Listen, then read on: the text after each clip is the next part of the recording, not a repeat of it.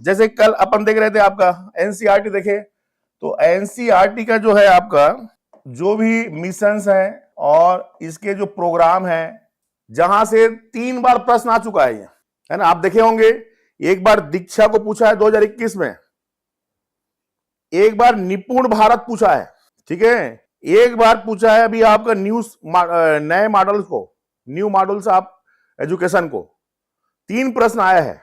तो देखो पहला जैसे आपका, मैं पहले मेन को ले रहा हूं, देखो आपका फर्स्ट जैसे एनसीईआरटी के जो अभी आपके लेटेस्ट में जो नए मिशंस चल रहे हैं और जो प्रोग्राम चल रहे हैं, है ना, गवर्नमेंट ऑफ इंडिया, आपका गवर्नमेंट ऑफ इंडिया और जो भारत का एजुकेशन डिपार्टमेंट है उसकी भी योजनाएं करके 2-3 बार प्रश्न आया बेटा, वो सब में काम आएगा ये। उसके बाद यहां से आपका प्रीलिम्स वाला पार्ट और मजबूत होगा, समझ रहे हैं। प्रीलिम्स में जो आपका यहां वहां से वैरायटी वाले क्वेश्चंस आ रहे हैं ना, वो मेंस से बहुत कवर होता है वो। जैसे अभी तक आप लोगों को एनसीईआरटी के बारे में नहीं मालूम था, यूजीसी के बारे में मालूम नहीं है, एनआईटी है, एम्स है, ये सब पढ़ेंगे हम, तो आपका जो प्रीलिम्स का सिलेबस है ना और एकदम वास्ट होगा। देखना कैसे, एक क्वेश्चन जैसे आपका कभी भी इसको 30 वर्ड्स में पूछ सकता है, ये है आपका विद्यांजलि, ये सब प्रश्न लगातार पूछ रहा है ना। आप देखना पेपर का क्वेश्चन भेजूंगा मैं आप लोगों को। एक विद्यांजलि है, ओके, दूसरा जो है आपका निष्ठा, ओके, तीसरा निपुण भारत, ये प्रश्न आ चुका बेटा, देखना पेपर आप लोग, निपुण भारत।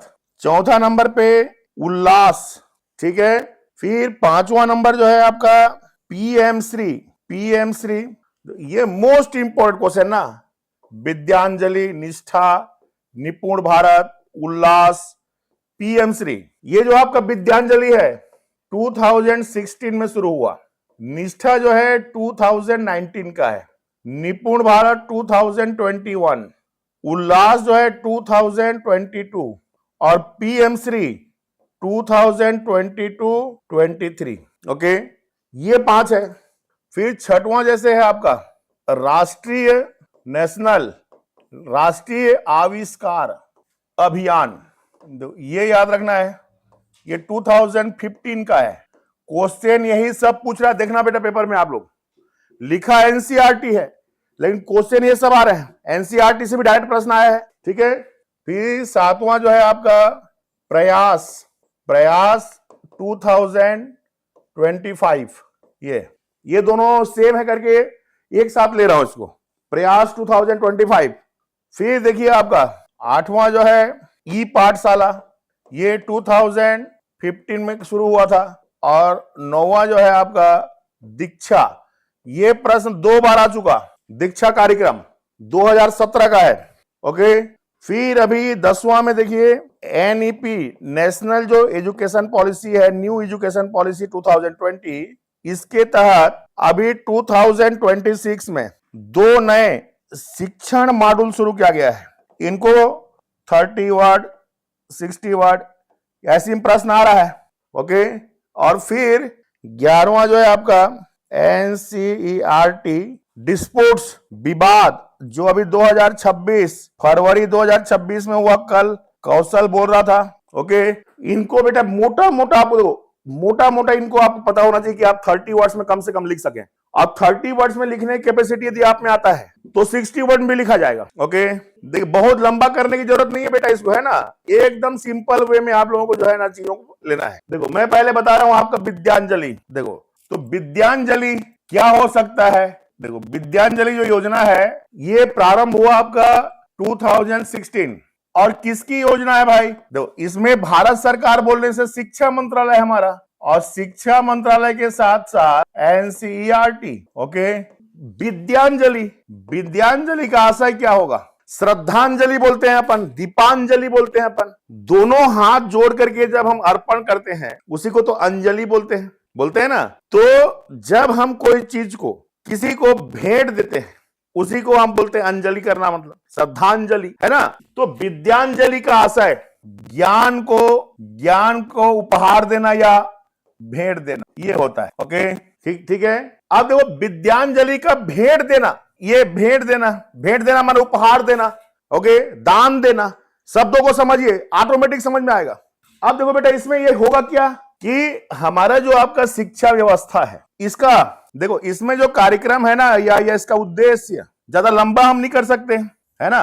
तो क्या है इसका उद्देश्य कि देखो, एक तो आपका हमारा जो समुदाय है, सोसाइटी, समुदाय मतलब सोसाइटी, और जो आपका निजी क्षेत्र है, प्राइवेट सेक्टर, ओके, और जो आपका एनजीओस हैं, स्वयंसेवी संस्थान, ओके, इनको हम शिक्षा व्यवस्था से जोड़ें। देखो, शिक्षा व्यवस्था से इनको जोड़ा जाए, से जोड़ने की योजना है ये, ओके, जोड़ने की योजना है। अब जैसे अपन समुदाय मतलब हमारे आपका हमारा सोसाइटी, हमारा समाज को हम जोड़ रहे हैं, जिसमें प्राइवेट सेक्टर जुड़ेगा, स्वयंसेवी संस्थान जुड़ेंगे। किस रूप में जुड़ेंगे? जिस शिक्षा संस्थान से जुड़ेंगे, शिक्षा व्यवस्था से जुड़ेंगे, तो संसाधन का सहयोग करेंगे ये लोग, है ना। संसाधन का मतलब क्या हुआ कि फंड वगैरह आपका भेंट में देंगे, फंड वगैरह सहयोग करेंगे, ठीक है, या सेवा के रूप में सहयोग दे सकते हैं, सेवा सहयोग हो सकता है, फंड का सहयोग कर सकते हैं। फंड, संसाधन का मतलब मेन तो होता है फंड, सामग्री फंड, और दूसरा क्या है आपका सर्विस के रूप में सहयोग दे सकते हैं अपन। और ये दोनों सहयोग बेटा सरकार करती है। तो सरकार ही अगर आपका फंड देते रहे तो कितना हम इंफ्रास्ट्रक्चर को मजबूत कर पाएंगे, बताइए आप। हमको स्कूल में कई प्रकार के हमको बुनियादी ढांचा को सुनिश्चित करने की जरूरत पड़ती है, जिसके लिए फंड की हमको जरूरत पड़ती है। और आज हम स्कूल वगैरह में फंड की कमी के कारण से हमारे पास बुनियादी ढांचा कमजोर हो जाता है, जिससे बच्चों को सही शिक्षा नहीं मिल पाता।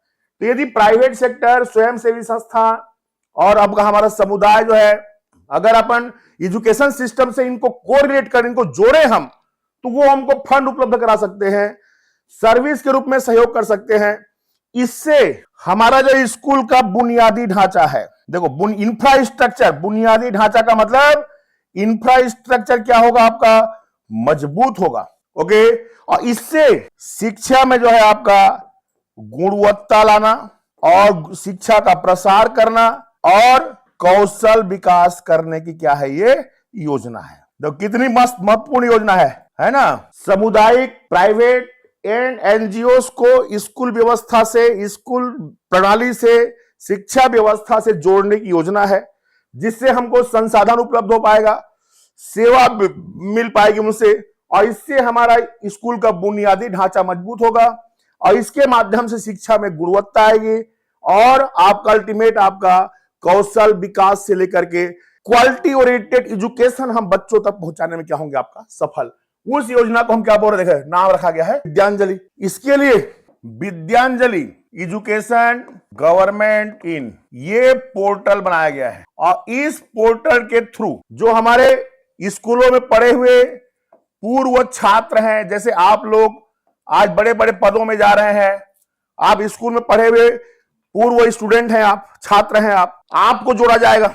आज आप बड़े बड़े नौकरी में रहेंगे, व्यवसाय में रहेंगे, तो निश्चित रूप से अपने स्कूल को कुछ ना कुछ संसाधन आप क्या करेंगे, सहयोग करेंगे, है ना। जैसे कि इसमें हम जोड़ सकते हैं हमारे जो रिटायर्ड, सेवानिवृत्त जो भी हमारे कर्मचारी हैं, रिटायर्ड जो कर्मचारी हैं या शिक्षक हैं, उनको हम जोड़ेंगे तो वो अपनी तरफ से आपका सर्विस दे सकते हैं। यहाँ पर किसी प्रशासक को जोड़ेंगे, किसी साइंटिस्ट को जोड़ेंगे, कोई भी रिटायर्ड आपके कर्मचारी को हम जोड़ेंगे तो वहां सर्विस के रूप में सहयोग दे सकते हैं वो लोग।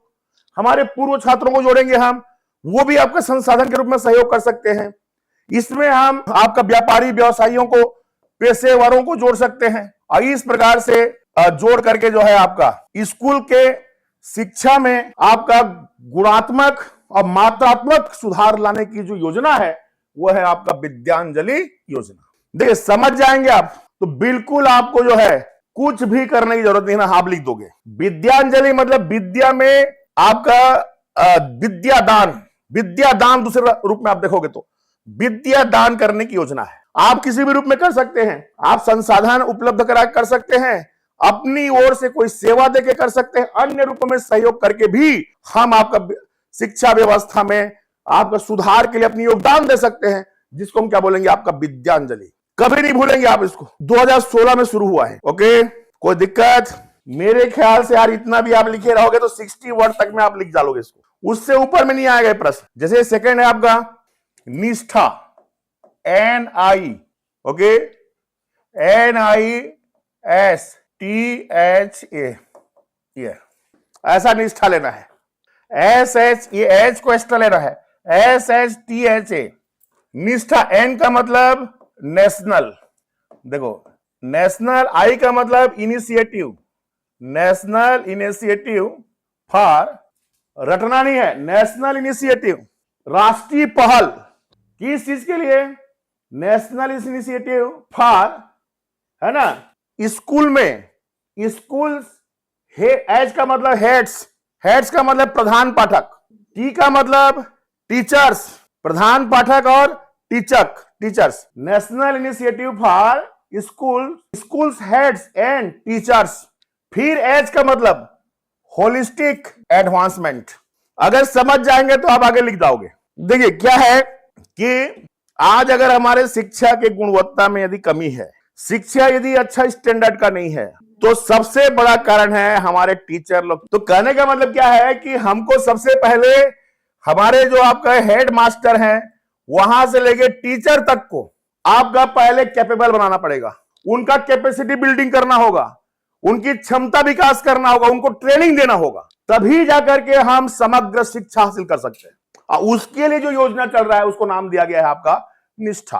तो national initiative for schools head, okay, heads and teachers, okay, holistic advancement, advancement, okay.